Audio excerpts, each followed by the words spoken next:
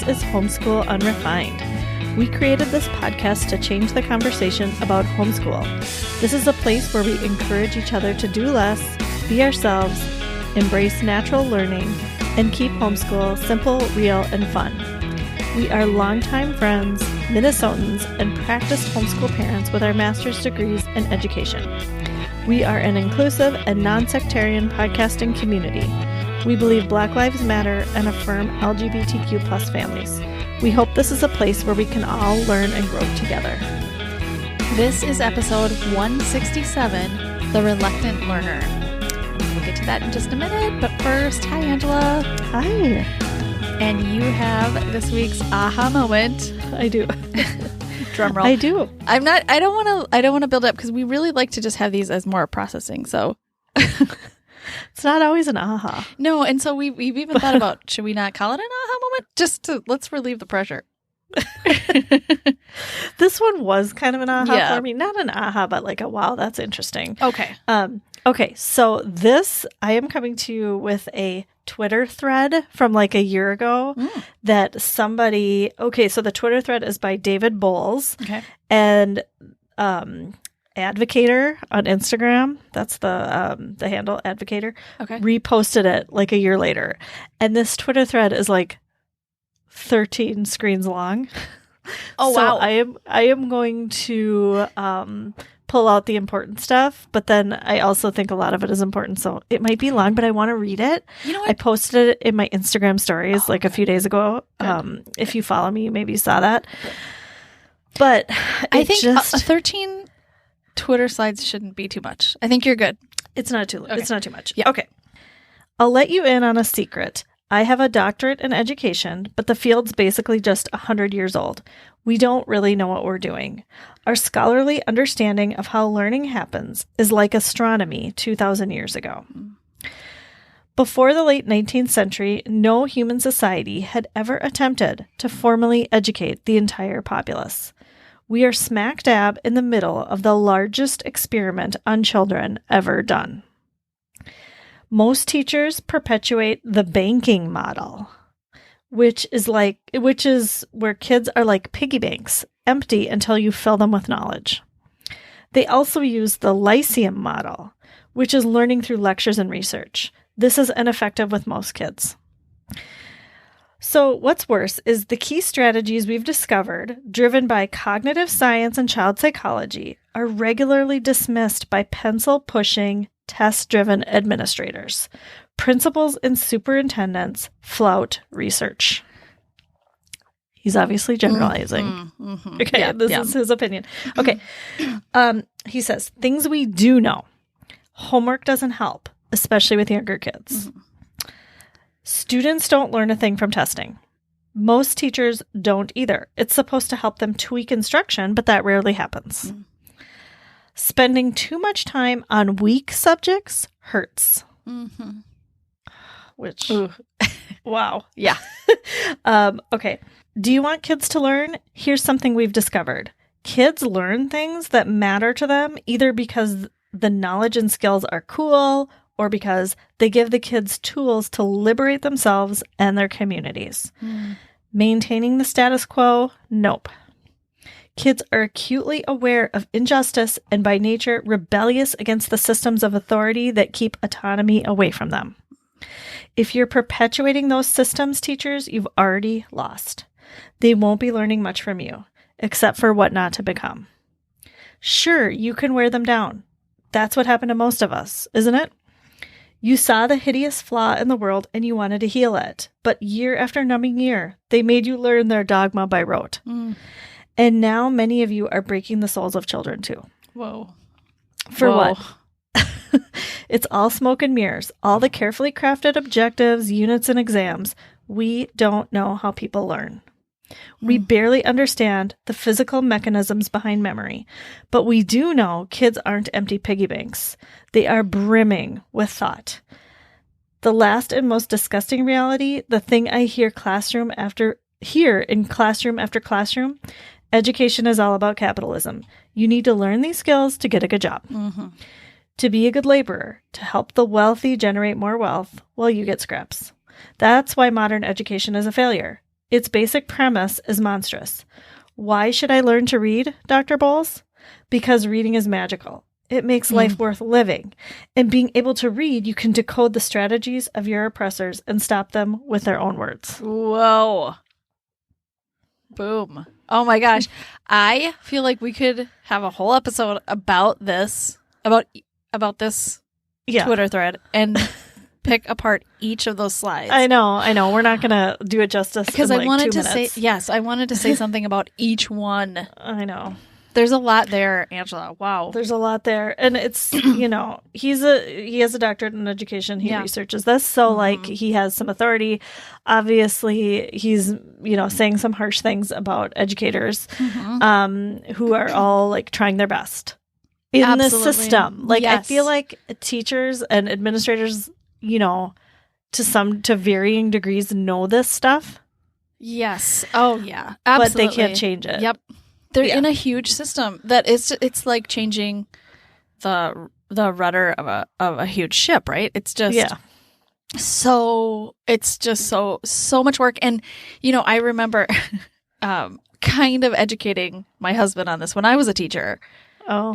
And I would talk about this kind of stuff and he'd be like, "Well, can you just like change it?" And I was like, "No, I mean, like all of my energy is going towards helping every single kid in my classroom do their very best." And, because we're kind of like I feel like the teachers are the ones who are all hands on deck and just like, doing the work that they know personally needs to get done, but not because of the system.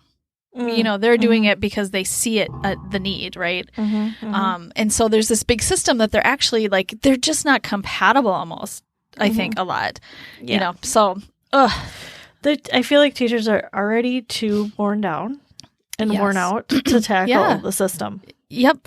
They're just doing the best they can. Right. We can't help the kids right in front of our face when we're working against, a huge system that's already in place. Yeah. So and you're right. The other thing I liked about it is that this is all kind of an experiment. This is you say this a lot about, education. You've said this. Do I? A lot. Yeah. Okay. This is an experiment. We're all just experimenting. Oh, yeah. Yeah. It is. And it just felt like I don't know that I've ever really thought about it the way he put it, but like the fact that this is so young, what we're doing is just still brand new. Yeah. And I'm thinking, what's it going to be like in 1,000 years? Right. I can't even fathom. Right. I know it. I hope better. I hope we'll have learned things. Yeah. And, but it's very, also kind of freeing to think about it this way. Like, you know what? I'm just doing my best here. Yes. So exactly. Nobody really knows what they're doing. I mean, people know a little bit, but they also we don't know that what we're doing is the best. Is the best for our kids, or could it be harmful? I don't know, especially if they're in school. So we are just all doing our best. Right. And yes, you're right. It's just, and it's tough because when you're on this moving train that's already going one direction, you're like, I have to do my best right here where I'm at sometimes. So, this is where I think our podcast is so important, because we're here to just say, like, give yourself credit for what you're doing right now. You're listening to your kids, you're changing things up, and you're being who you are. When you are yourself, I mean, there's just, and you are celebrating that about your kids. For sure. It just opens up this whole new world, this whole realm of learning, possibilities, health, mental health. I mean, all of it. Right. Exactly. Yeah. All right. Let's turn to our sponsor for this week's episode. It is Nalini Kids, which is the creator of Word Workouts. Nalini Kids is a nonprofit trying to get the word out about their free 10-minute lessons that pair movement and reflection. Mm-hmm. They have lessons that your kids go through an emotion while exploring how it feels in their body. And what an important time to have access to something like this.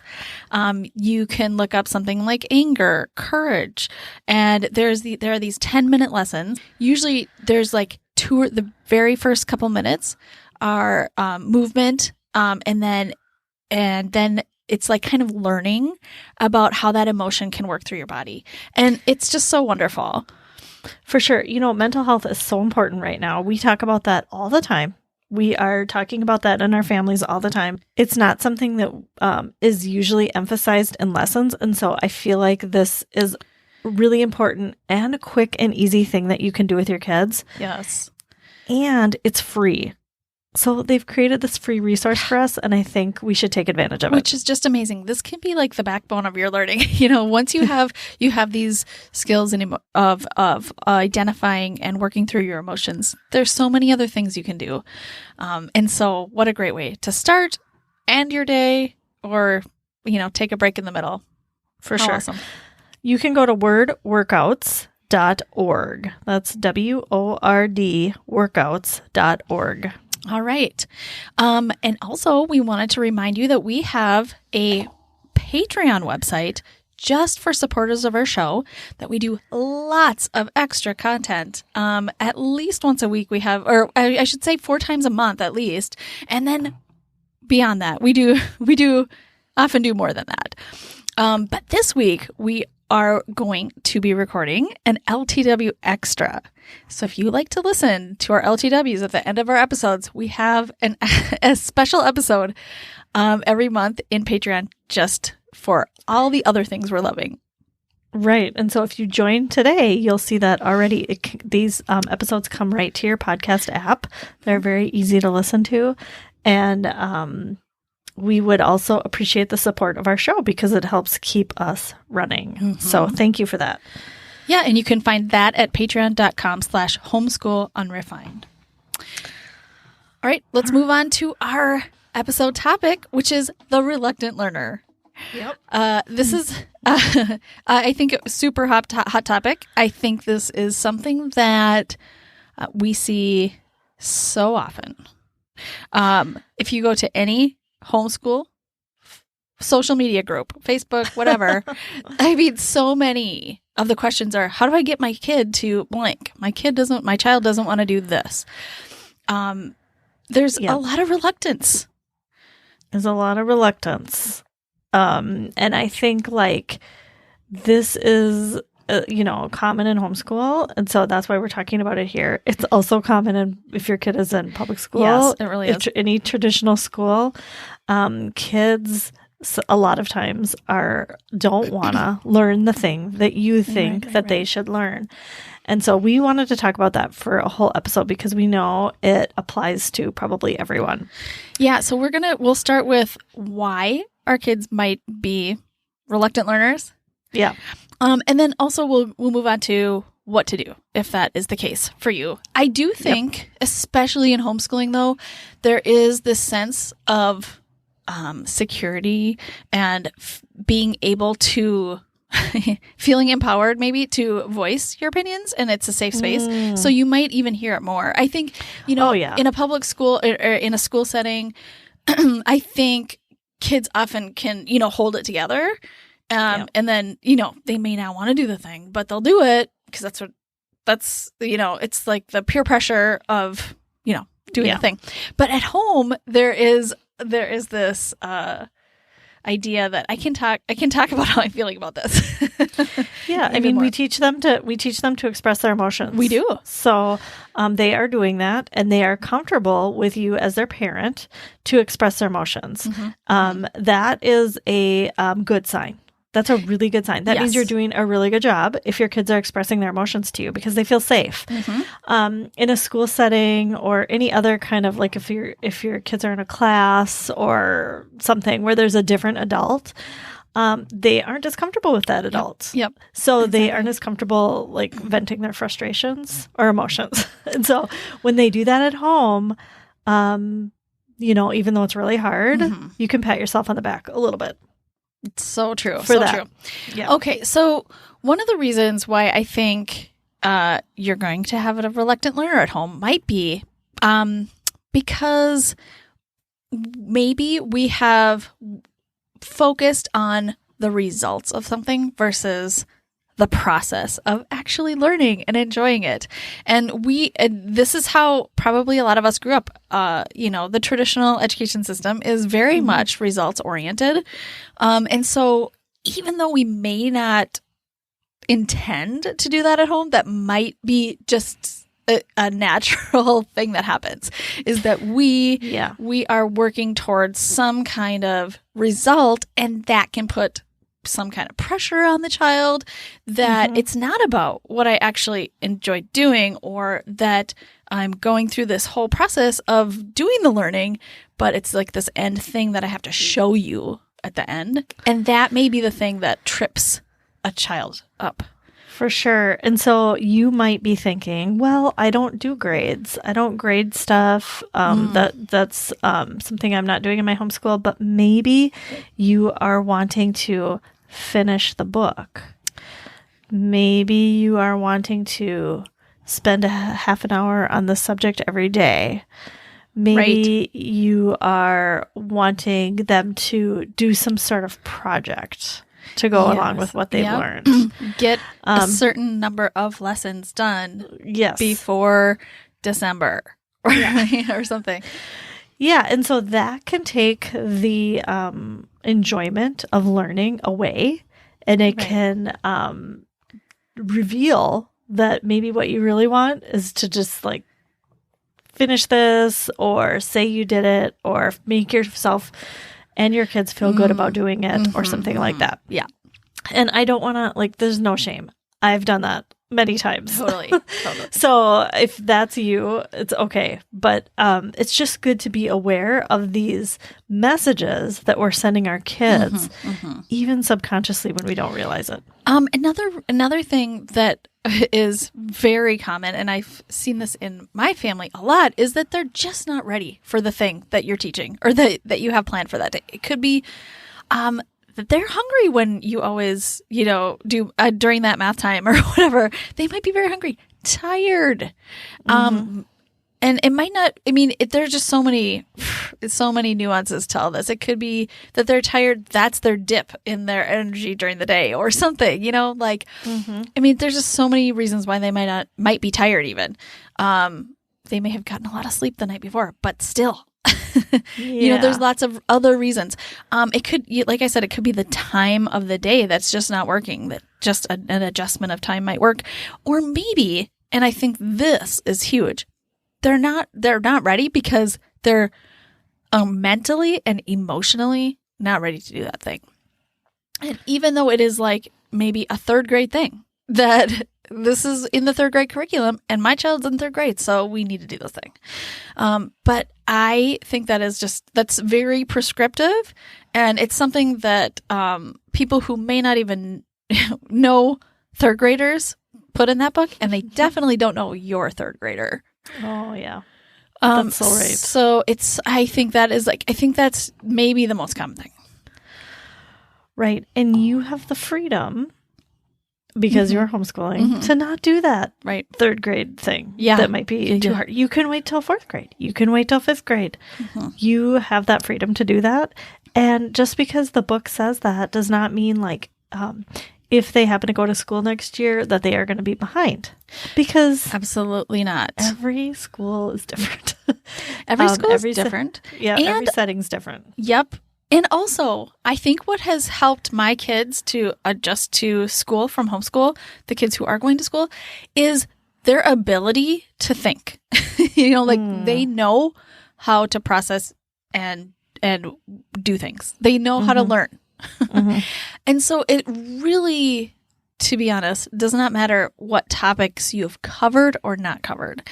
It's like my kids know how to learn things. We do learning all the time. They know how to think. They love thinking. They love learning about things. And so that is what I think is fueling the success right now for them in school. Because then now they can use that skill in any setting. So, anyway. For sure. Another reason why kids might be reluctant to learn something is maybe it's boring to them.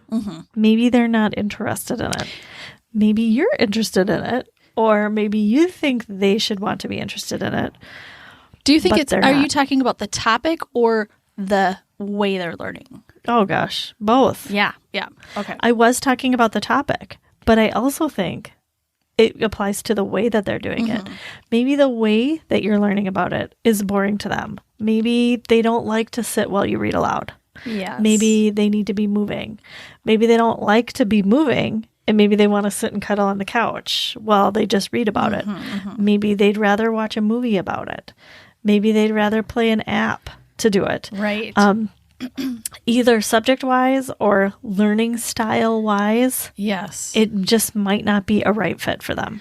I have noticed, especially, I mean, I do this, but I've noticed this in homeschooling especially, is that I think sometimes we're okay with switching the way we learn something, but we're still going to learn that thing. Like, it's still going to happen. It's on my plan, so it's got to happen. So I think, it's maybe it's one or the other.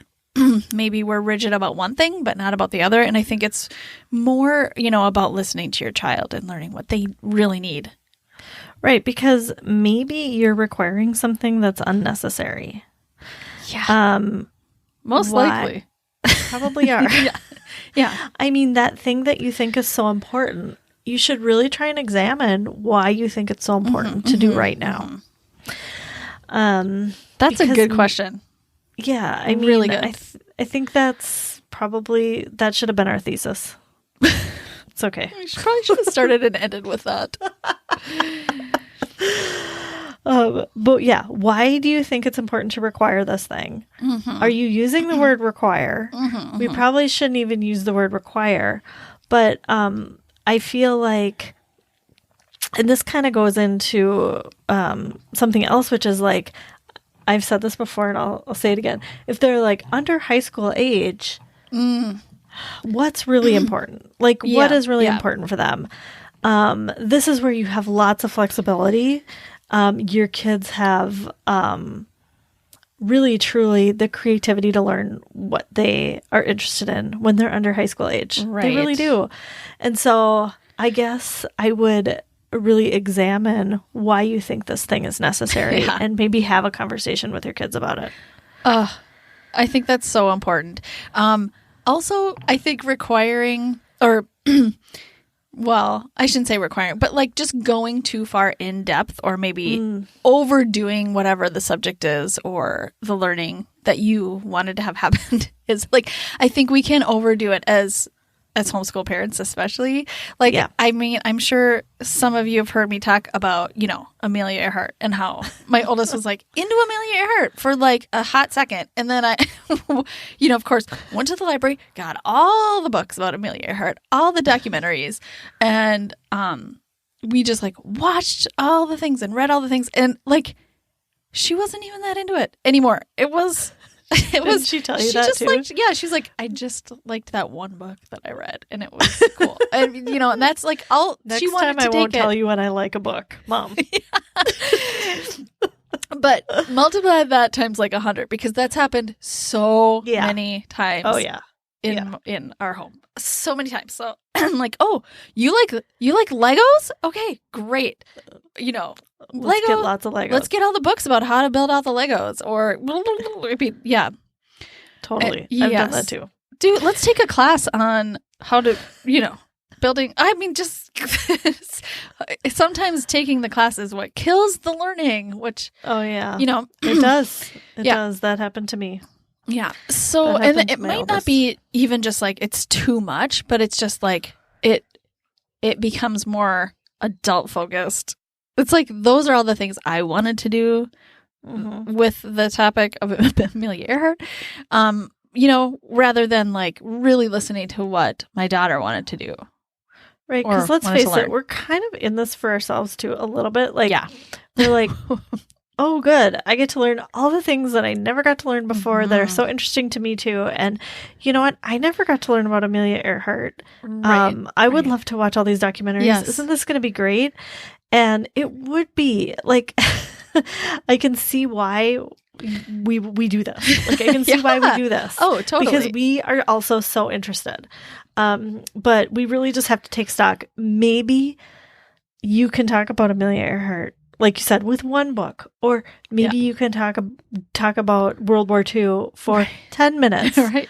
Or something. It doesn't have to be like huge projects that cross all subjects and last for a month. Well, and sometimes I wonder, are documentaries going to be like the new textbook? Because we're just using documentaries the way we use textbooks. Maybe. I don't know.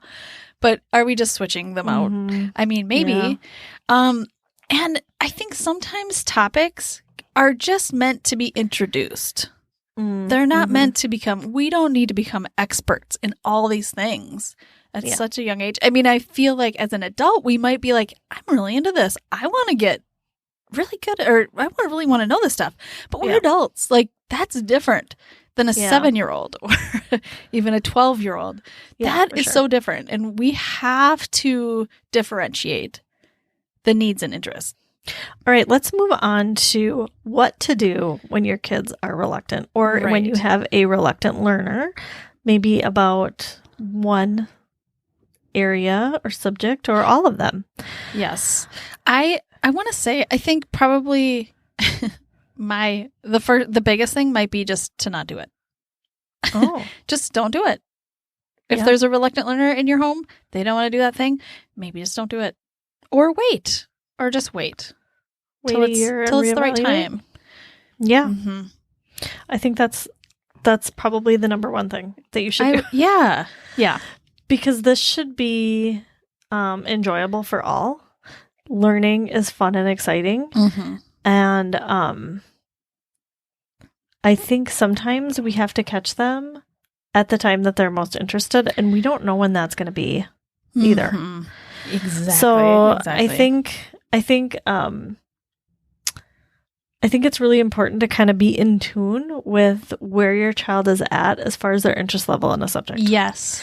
Because when they are most interested is when you will, I hate to say it, I'm not going to say it that way. I was going to say get the most bang for your buck, but really I don't really like that phrase, but I do mean like they're going to learn the most in the shortest amount of time because they're so interested. It's going to be the most efficient learning, the most enjoyable learning. Yes. And so like you have to think about it like, where is the high interest? Where is their interest the highest right now? That's where you want to you want to catch them. Yeah. At the peak of wherever they're at right now. Yeah. One thing that I think you should do actually ahead of time and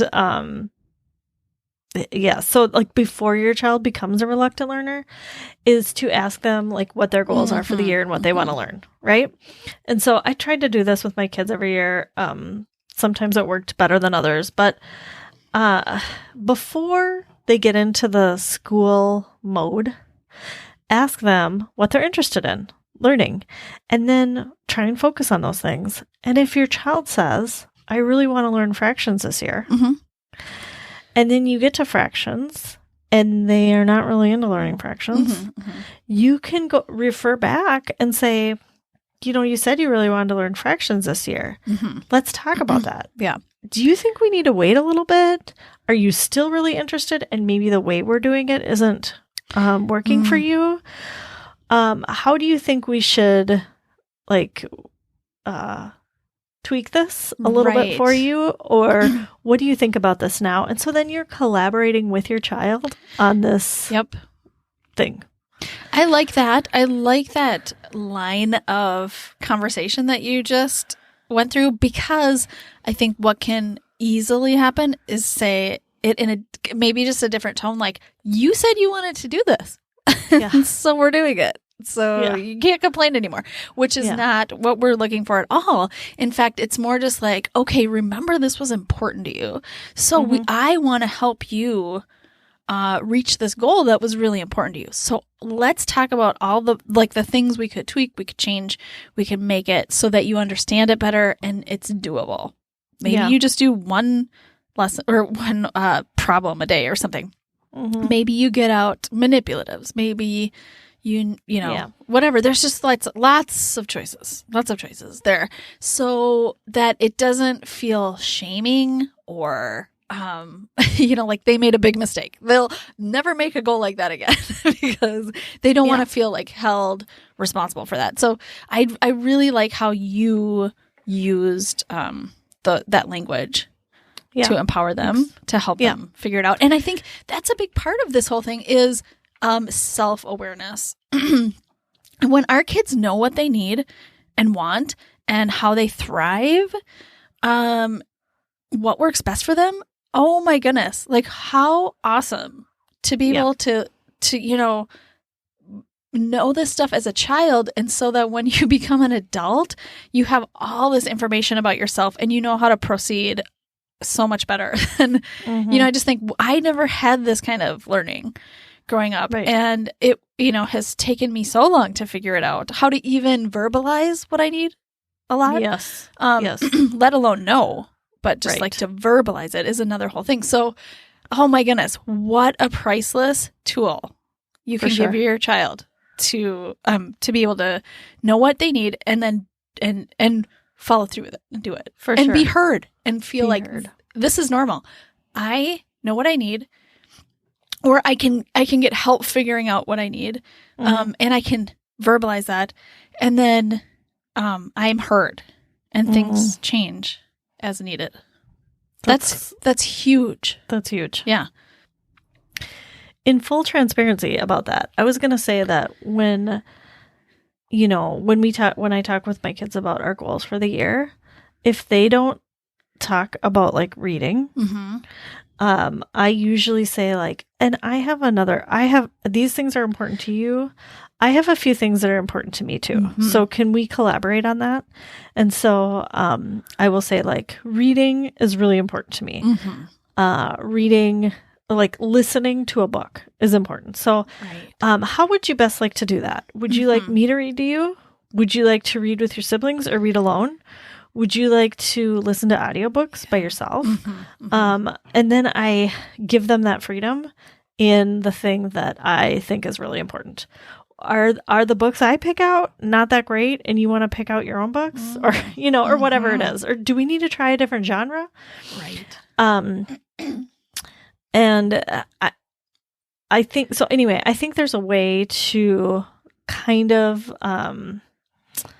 also include the things that are important to you with giving them a lot of freedom. And I don't do that a lot. Like I never had like 5 subjects. I probably had like 2 small things that were important to me. Yes. So it's not overwhelming. So it's not overwhelming. Yeah, and then they know like actually most of the stuff that I'm doing is my interest. Yes. Yeah. There's a lot of power in that for sure. Yeah. And then like we said earlier, you could just change the method of how you're doing things. You could change the time of day. Amount of time you spend, I think, is a huge one. Really huge. Do something fun afterwards. There can be a lot more buy-in if they know, I know I'm going to do this thing because it's important to my mom or my parent. And then they're going to, we're going to do something fun together afterwards. I think that is a mutually respectful, setup for sure. For sure. Or the other way around, like you guys all go out and do something fun or a thing that the child likes. And then afterwards you do 10 minutes of whatever subject. Yes. And sometimes, maybe you need to just change the focus of whatever subject. Like maybe math it's really important that you do cover something in math, but maybe fractions is just not going right now because that is not what their brain is ready for right now. Yeah. Possibly. So maybe they're ready for geometry or, multiplication. Something else. I mean, there's something else that could be, it doesn't mean that you need to go to a lower level. It may just be just like a different thing, a different part of that, that subject, that topic. So, yes. Another thing that you could change, is maybe they want to do it alone. This happened with all my kids. They were not into the all together family thing anymore. They wanted to have some independence and do things alone. I also know that doing it all together as a family is sometimes a draw. And so maybe instead of doing it alone, like they all want to be together doing their math games or whatever. Yes. And so you could change it up in that way too. Yeah. Another thing you could do to change it up is, and I've done this before, is have the other parent in charge of one little thing. Like, yeah. And again, that might have to be at a different time of day that you're not used to. Sure. That might have to be in the way that other parent wants to do it. But it might just relieve a little bit of pressure from you. It might just make it kind of fun. Absolutely. For everybody else, just for everybody variety. involved. Yes. Is variety. It's variety. Yeah. Yes, absolutely. So I think that's underutilized. Yes. And then there's also this freedom in homeschooling that you can do something at the end of the day too. Like, it doesn't have to be within like these school hours that you've thought of, like 9 to 3 or whatever. It might be right before bed when you do your read aloud every night. Or maybe there's even, I know there's sometimes math things that I think there's like a bedtime math thing that's fun. I think, like whatever works for your family is awesome. Yeah. Yep. Is awesome. Sure. And then I just want to go back to the very first thing we talked about, like why our children might be reluctant learners is, we talked about process versus results. And I just think if we can go back to that quick and say, it's not even necessarily something you do, but it's just like your mind frame. If your mind frame can shift to this focus on the process versus the result and what's going to happen, what they show you or whatever afterwards. If you can, if you can just really focus on that and then just understand that is the learning. That's the learning. That is it. I think sometimes I think it helps the adult kind of get on the same page as the child because the child is probably already there. The process for them is really important. It just is. It's important. Yeah, they don't have that like end result mindset. Not always. Unless they've been maybe taught that, or it feels, sometimes it just does feel good to a child to have that, have an end result. And I think, I want to validate that too. For the kids who really want that. That's great. But I think oftentimes society has put that on us. Sometimes it's just, so I think it's also good to like kind of, if your child is results focused, remind them that the process is so important too. Yeah. It's so important. So. Right. And they might enjoy everything more too. And I mean, I think that's like our big work as parents. Yeah. And like citizens or people is just to try and get out of that mindset. Yes. That what we're ending up here, like the book we got through or the grade we got or the project we finished or, that's important because it's really not. It's really not. And that's so hard to undo that. It is so hard to undo that mindset. Yep. Absolutely. All right. Well, I don't think that we have solved any, as usual, we haven't solved anything, but we have certainly processed through a lot. And I hope something resonated with you and your family. And we would love to hear from you if you have any thoughts too on that. Yes. All right. Let's move on to our LTW loving this week. All right. Maren, what are you loving this week? Okay. I'm loving a book and it's called The 7 Husbands of Evelyn Hugo. Oh, yeah. It's by Taylor Jenkins Reid. This is the book I needed right now.